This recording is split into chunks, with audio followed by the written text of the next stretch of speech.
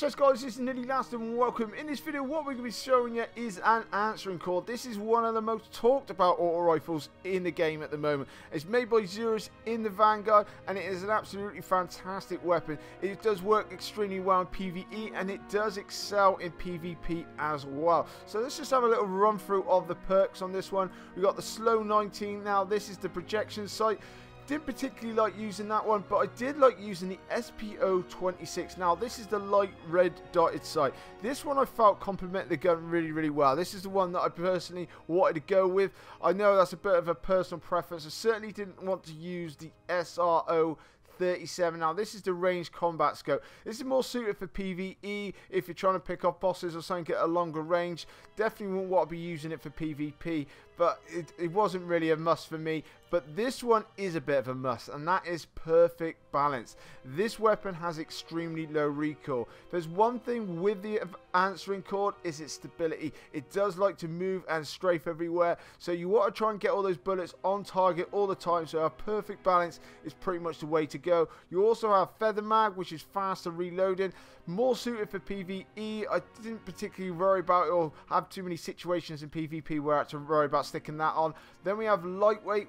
Once again, didn't feel the need for that one, but this one I did feel the need for. Injection mold, increased stability, faster handling, but with reduced range. Like I say, especially with PvP, I wasn't particularly worried about the range because people are normally a lot more in close quarters, so I wanted more stability with this weapon to try and get all those bullets on target. So I found that this one worked a lot better, and it did work well for PvE as well. Then moving on to unflinching. Now this helps complement the stability of this weapon by easier to aim under fire using this weapon. Now for me this is a bit of a must, especially when you get shot back in like PvP. To be able to keep all your bullets on target helps put all those people down. So this one works extremely well with the stability perks as well. So that one was a bit of a must for me as well. But overall, this answering chord has been an absolutely brilliant weapon.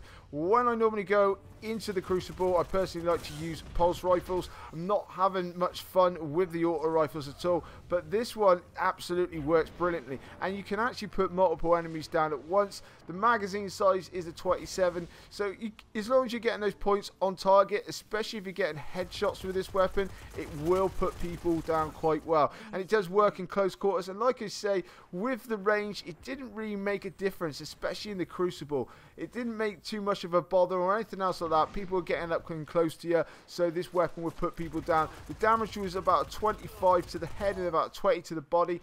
And a good thing with this weapon as well is the rate of fire. The rate of fire on this gun is absolutely brilliantly. So even if you're strafing a little bit off target, you can't quite get all those headshots on, you can make it up pretty much by hitting them in the body all the time, and you're going to do quite well. And as you're seeing in the gameplay at the moment, it does mow people down. So if you're looking for a good auto rifle to be using in the Crucible, and also for PvE against bosses or anything else like that, this is one to go for straight away. It really is. It's an absolutely fantastic weapon. So the answering chord, for me, my verdict on this weapon is brilliant. It really is. I certainly will be keeping it, and I certainly will be carrying on using it in the Crucible to do a few more challenges. But anyway guys, hope this guide was useful.